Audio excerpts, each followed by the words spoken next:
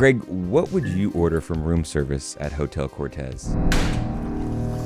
I don't know. I would look for those vending machines and probably just hang out at the bar and ask for some drinks. Maybe hang out with Liz, but that's about it. I'm not. I'm cool. I'm good. Bitches want pate? Pate they shall have.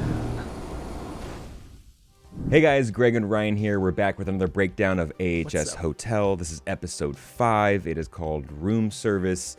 And we'll get to that room service that we see later on in the episode. But first, Greg, let's start with Dr. Alex Lowe, who is now a vampire. Yes. She's looking over the same child from the prior, I guess, last 2 episodes, at least, where the, the anti-vax mom is worried about the child. Looks like he's knocking on death's door at this point. With the measles, and he's caught on pneumonia, and it looks like it's not looking great for him. This episode is so damn bizarre. How it starts off with Alex and ends where it does with this kid is I don't know how in the writer's room where they got to this point where it ends, but oh man, it's nuts. And Max isn't the only one that looks bad in the hospital. I mean, Alex probably shouldn't be at work. She's a little bit off. I mean, when you notice that like parents of the patients can like visibly see that you look off and you look bad, from that moment on, like maybe you should just call in sick that day. Your temperature is way below where it should be. And then obviously she takes her little snack break. This kind of violates all sorts of like codes of a doctor, right? I know. I mean, being there when you're a vampire and then just deciding that, hey, I'm going to give my vampire blood to a child that's dying. I mean, I get it. There's either you let him die or I'm going to like turn him into, fix him, but I'm also going to turn him into a vampire. Yep. I don't know. That's It shouldn't be a tough decision though for a doctor, because like who knows what's going to happen now. And as we see later in the episode, all hell breaks loose. I love it. She kicks things off by giving him her own blood, which leads the kid. I just thought it would end with, the kid's going to go home, and he's probably going to eat the mom, and that's it. We'll call it a night, and then the police show up and take him out of there. No, it does not. This is American Horror Story, so it just keeps going and going and going. We then move on to Ramona Royale's mansion, her pad at 4 a.m. because, of course, the vampires don't sleep. Yeah. Donovan's knocking on that door with his mom for some help, and he has an idea. And he also calls the butler Jeeves. Call the cops, Jeeves. I could use a snack. Yeah, this is a fun little moment, right, Greg? We've heard the name Jeeves throughout pop culture when referring to a butler. But at first, I looked this up. It originated in 1915 in print, when P.G. Wodehouse, I think that's pronouncing it correctly, created the character Jeeves in a series of like comics and short stories, books and novels later on. But basically a comedic take, a name for a butler, kind of your right-hand man in the house. And not only was it used here in American Horror Story, but it was also used in a previous season of American Horror Story. It was used in Coven. Madison Montgomery calls Spaulding Jeeves back in that season, so it was a fun little nod to kind of that recurring name for the default butler of the house. I was sent by the agency, sir. I was given to understand that you required a valet. So Donovan tries to convince Ramona he's got an inside man that can take care of all of her problems when it comes to the Countess. Side note here, her giant posters, those prints. Look, I know probably Angela Bassett probably has them in her garage somewhere in one of her garages. But if she does not, and she doesn't want them, or no one at AHS, or I'm assuming maybe the artist who worked on them probably has them. If that's not the case, if anyone's watching this at AHS, please hit me up. I would love to have those. For a pair of fictional movie posters, those are pretty damn awesome. I like how she has them right there on her staircase, so like no one can miss them when you walk in that place. So one line not to sleep on is Donovan is very certain that Iris can, go under the radar and the Countess won't know anything. Even Ramona's like, that's not going to work. I know the Countess. She's smarter than that. And again, Donovan's like, puts his foot down, like, nah, we're good. Let's remember that later on this episode. Yeah, that's a good point, Greg, because even Iris herself kind of she's always said that like she kind of goes unnoticed in the Hotel Cortez, right? I mean, it's kind of something that's been troubling her for quite some time. She's kind of like overlooked, overshadowed, and she's kind of quietly been there for so long, kind of just doing, taking care of some of the vampire kids and just making sure that everything kind of runs smoothly. But it's almost like she's she's so close to the action that the Countess won't even figure out what's going on, and we'll find out later, how good of an inside man Iris is. Nothing is overlooked at this hotel, even though, yes, Good I get point. a Shining reference there too, but still, Yeah. nothing Nice. is overlooked by the Countess. So from there, Iris returns to the hotel with the new vampire Iris, but she's not looking great at all. She's shaken. She looks like she's on death's door still. It looks like Mama needs a little hair of a dog to help her sleep it off. Yeah, Greg, it's some blood and triple sec. It's the Countess special. Back to like you wanting to hang out at this bar instead of getting room service. I don't know if we should hang out at the bar either. Oh. To each their own. I'm not gonna blood play shame some. Okay, never mind. I don't want that drink either. It's all good. Greg orders blood cocktails. You can't confirm this. I'm drinking blood. It's a drop of triple sec. I thought it was really funny that like everyone that is turned into a vampire, we know that vampires don't do well until they get that first taste of blood and get replenished. But everyone in the show either thinks that everyone's severely hungover at first, like the first reaction to a vampire that's turned is like, oh, you look severely hungover. You need a drink. Like we need to wake you back up. But this is a recurring thing that we see throughout when everyone's returned into a vampire. Yep. And from there, just like we thought, Max goes home and he eats his parents. He immediately he needs something to eat because they bring up the scene prior where like vampires they gotta eat immediately after they're turned. So of course you turn back to the kid. He's now gone through his parents, and you're thinking, okay, cool, that's the end of it. Nope, this is just the beginning. Greg, it's a beautiful morning, right before school. Sit down, the family has some breakfast. Then, Max has to eat his parents, and then he jumps on the school bus, and he's dressed up. Remember, today is Halloween, I guess, because we were dealing with Devil's Night last episode. I guess it's just now it's the next day, it's Halloween, or at least they're celebrating Halloween at school. So now you're like, okay, now it's not looking good. The kid is a vampire on the loose, does not know how to control his urges, and he's going to school. I get it. I look. I understand. This whole entire scene is just it's just a call out to anti-vaxxers. This whole thing, right? Yeah. From the moment the kid steps on that bus and he spreads his virus to the kids at the school. I get it, and it's just showing the chaos that can ensue if you bring your children to schools like this. I get it, but just in general, I don't know if this scene played out the way they might have wanted it to. It's a lot to take in. Yeah, I agree with you. I mean, obviously Murphy has some things to say about anti-vaxxers by putting this into the story here, but it is a departure from what we, to spend that much time on an ancillary subplot, without our main characters, with these kids at a school, and let's just say like the acting is not the best acting throughout the elementary school. You got kids. Bad kid actors can ruin anything. It's just how it is. There's nothing you can do. Exactly. It is a little bit of a divergence from like the actual story and what's going on, but we know basically it shows us the consequences of the actions of not only numerous adults in this situation that have just acted poorly, and now literally kids are murdering people with no repercussions at school. Oh, you are burning up. Yeah, bad look for the teachers. They all get killed by the kids. A couple horrible, you got one teacher dressed up as a Native American. Shouldn't be doing that. Come on, guys. Obviously, this is a few years old, but I like how the other teacher calls her out on it. Patty, your costume is really culturally insensitive. You have that dot on your forehead.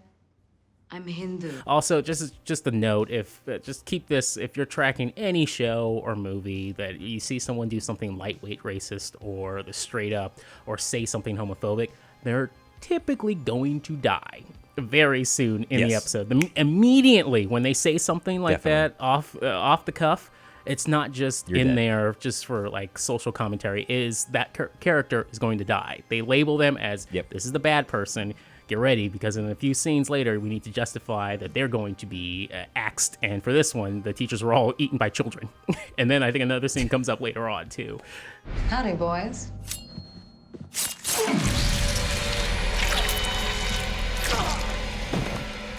But then like the SWAT team arrives, right? And we kind of saw this coming, that the kids would basically play victim. I don't know how countless movies, TV shows have done this, right? Where the real culprits, the one people that are guilty of doing some horrible stuff, they kind of hide amongst the innocents.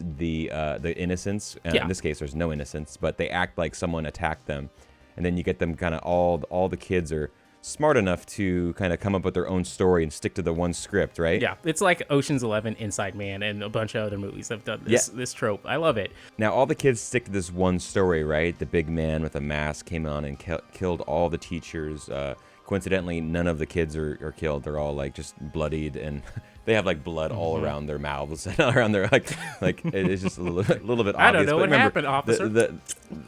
The cops in American Horror Story, we know, Greg, they're not the best cops. They're not. They're a little bit dense sometimes. Yes. But did that remind you of any other mention of AHS before? Well, remember AHS Asylum, was it Little Jenny? She said something like that too at the end of the episode. She's like, oh, it was just this big guy, a scary big dude that showed up and took care of everything.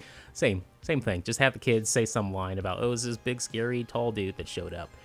Insane. Yeah, I was hoping that they were going to go like give us like a reference to another character, like say, Clown. Oh, it was a big guy dressed in a clown costume, and then just like he said his name was Twisty. I was hoping they would just throw some in there, some copycat killer that was doing Twisty. Because we know the Twisty the clown, he becomes like a comic book sensation. If from what we've seen in AHS Cult, so I think it would have been a really funny nod if they had just said like, oh, it was a clown costume, just in the universe of AHS, obviously. Yeah. What I also found interesting was the whole thing's framed as it felt very realistic in the sense of, not stuff that was going inside the school, but when the SWAT team arrives, it felt kind of framed in a school shooting type atmosphere, something that we know all too often nowadays in real life. But also we've seen this in American Horror Story Murder House, right, with Tate Langdon. Like we literally saw a very, very gruesome and grisly whole reenactment of what went down back in that season. And then we also got a shooting in Colt as well. They had to remember they had to edit that episode because there was a real life shooting that took place just a day prior, I think, to the release of the episode. So sometimes, again, this is American Horror Story, but it gets a little too real. Back at the police station with John Lowe, he's filed a police report about Devil's Night. Why, John? Why? And which this scene quickly leads to him having to give up his badge and gun. He's fired. Greg, if you tell a story, telling someone like what happened to you, like something crazy like this, is one thing, right? But if you file an official police report and your superiors are like, dude, you've kind of already been off the deep end, like you had some mental breakdown because you lost your child, which is completely reasonable, like you've been through some stressful times in your life, some traumatic times. But when you start writing about and officially telling people that you were hanging out with all these serial killers who are obviously already dead, what's the obvious reaction? Everyone's going to be like, something's wrong with you. I don't know about firing you, but like take a leave. You need to get some help. Like it's pretty ridiculous that he would file a official police report after Devil's Night. Now, John does say, he does admit that he doesn't believe it either, that these were the actual killers. It took place on Halloween, so they're probably wearing, prosthetics, or it's not really them. But still, at the end of the day, his boss has got no other choice here, which is crazy because Hotel Cortez, again, is notorious, at least with the police in canon on the show, for knowing of all the crazy stuff that's gone down with John Marsh in the past. So you would think they would rush back in there and see if there's any kind of copycat killer or something going on. But nope, this is AHS, so the cops aren't the brightest. Now we head back to the hotel where we have a pair of influencers who have shown up and they want a deal with Iris. Okay, cool. Ed shouts to Darren Criss, who makes an appearance here, and you know immediately when you see his face, like, oh, he's gonna get it. He's about to die. I used to shoot for On Trivia Magazine. And I heard that Will Drake took over and he's liked a shit ton of my Instagram pics. We would like a room. They were even using the LA friend of, I know Will Drake. I know Drake. Or Will, could you let him know that we're looking for a room here? You're like, okay. I just wanted to know, how long is it going to take to kill him now? Is it going to be a couple minutes or a few episodes? Yeah, I was like, I hope they get it really bad. Like, please, I was really rooting for like some good gruesome deaths. Well, we got it. So the moment where I thought these guys were just going to get it any second, and I thought Iris was just going to kill him right then and there, was when they asked her to repeat everything they just ordered her to do, just to make sure she knew she got everything right. If someone ever did that to me at a hotel, at least at that hotel, I'm surprised Iris didn't say, why don't you guys just go sit on that bed right there and just like take a nap real quick, and I'll be right back, and let the Mattress King take care of it, even though they need a new Mattress King apparently, right? I think he died. Yeah, there's so many good moments here of just complete ridiculousness between these influencers, but I love that Liz knows exactly how to handle the situation, right? And kind of this whole portion here is really cool because Liz provides the motivation and the self-empowerment for Iris to kind of stand up for herself. For so long she felt like she wasn't like she wasn't visible to a lot of people in the that would come and go in the hotel, and she's down on herself. And Liz gives her like a little bit of that juice, a little bit of that motivation to kind of change things and take matters into her own hands. So as soon as you see them, in the kitchen, like preparing the meal that they ordered, and you realize that it's gonna be some cat food instead of pate, you're just like, hell yes, like these people deserve it. Just screw with them. Like really, like they deserve the worst treatment ever, and then. They don't even catch on that it's actually cat food. No. They don't even catch on. They think it's her. It's like wine. It's just like wine when people. There are some people out there who, again, I love wine like anybody else, but still, there's a group. Yes, they can taste every. Oh, this is a cab. This is something like, and you can convince them that this is what it is when it's not. And so this is like a blind testing, right? A blind taste testing for the pretentious. I love it. So no green vegetables. I don't think she's the vegetable type. At least the pate is somewhat decent. Now, one thing to note out of this whole sequence here is the relationship between Iris and Liz. Yes, Liz does provide this self-empowerment for Iris to, get back at, this example in front of her of the influencers and how she's being treated. But also provides a moment to get a backstory on Liz as well.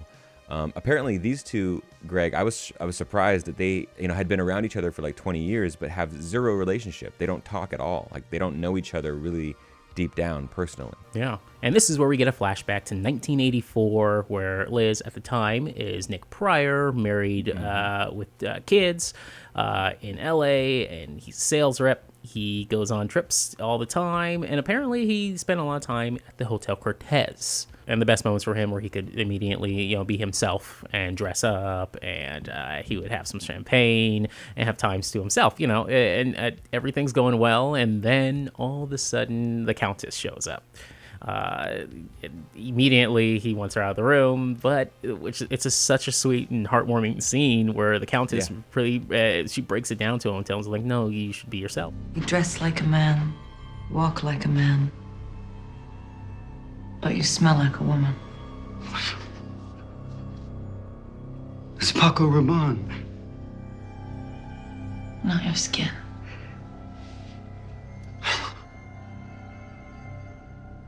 Your blood. Now, that scene in particular with the Countess and Liz, it's such a great moment where she tells him, like, oh, no, you smell like a woman. And she, like, touches his heart.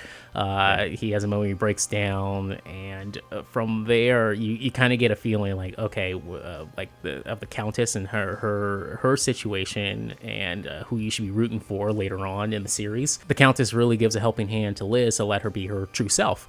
And from there, we have the moment where her coworkers show up where she's still wearing the fur coat and dress, and they have a moment where they're just about to like go at her and beat her up, or at the same time they actually leave. But of course, like I said earlier in the episode, where he had the teachers and the racists, and now you got the homophobes here, and immediately the Countess is like, "Hey, boys." Yeah, this is a very touching, and this is kind of the heart of the whole episode, right? Liz's backstory and how beautiful it is, and never really being accepted for who she is. But then the Countess, who, all we know about the Countess is like super violent, hypersexualized relationship with a lot of people, but like we don't know the complexities behind her that well. And now we see her completely accepting and loving of another human that is struggling on their own, takes her under her wing, and basically, I like the little nod to Liz Taylor, obviously a la Butterfield 8, one of Elizabeth Taylor's movies that she was in back in, I think, the 1960s. And I love this line that the Countess tells Liz, we have two selves, one the world needs us to be, compliant, and then the shadow. Ignore it, and life is forever suffering. And it's very touching. It's just, it's there's no reason to hide who you are. And people will have to get over it. And it's not, it's your life you're living. You do however you want to, whatever you want to do, be yourself, and you should be accepted. That's it, bottom line. So it's a really good, obviously, lesson here. And you're right, it adds a complexity to the Countess. And you want to root for her now. You're like, wow, that's a really beautiful thing that she just did for somebody. And we've never seen her do that yet. So, I loved this whole moment, this whole sequence. Now, to wrap up that whole scene, Liz tells Iris back in present day that she sent checks to the family still, because she still had a wife and kids. So they had to put something in the script. They're like, okay, what do we do about the family and kids? She sent them checks until they reached 18. Like, oh, okay. Yeah. So I don't know. I'm not on Team Liz on this aspect of it. Like, Liz, just to completely abandon your family, your kid. Yikes.